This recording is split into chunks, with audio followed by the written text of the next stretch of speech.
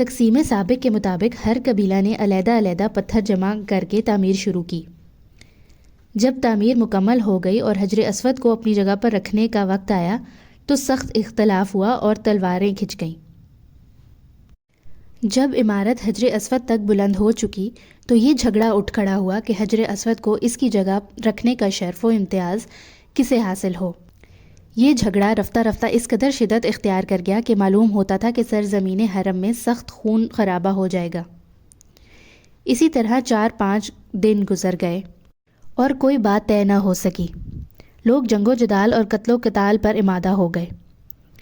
اس وقت بنو امیہ بن مغیرہ مخزومی نے، جو قریش میں سب سے زیادہ معتمر اور سن رسیدہ تھا، یہ رائے دی کہ کل صبح جو شخص سب سے پہلے مسجد حرام کے دروازے سے داخل ہو اسی کو اپنا حکم بنا کر فیصلہ کروا لو۔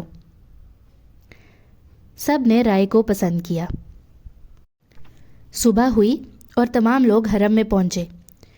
دیکھتے کیا ہیں کہ سب سے پہلے آنے والے محمد صلی اللہ علیہ وسلم ہیں۔ آپ صلی اللہ علیہ وسلم کو دیکھتے ہی سب کی زبانوں سے بے ساختہ یہ الفاظ نکلے: یہ تو محمد امین ہیں، ہم ان کے حکم بنانے پر راضی ہیں۔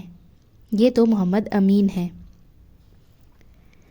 آپ صلی اللہ علیہ وسلم نے ایک چادر منگوائی اور حجر اسود کو اس میں رکھ کر یہ فرمایا کہ ہر قبیلہ کا سردار اس چادر کو تھام لے تاکہ اس شرف سے کوئی قبیلہ محروم نہ رہے۔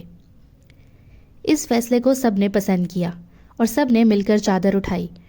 جب سب کے سب اسی چادر کو اٹھائے اس جگہ پہنچے جہاں اس کو رکھنا تھا تو آپ صلی اللہ علیہ وسلم خود آگے بڑھے اور اپنے دست مبارک سے حجر اسود کو اپنی جگہ پر رکھ دیا۔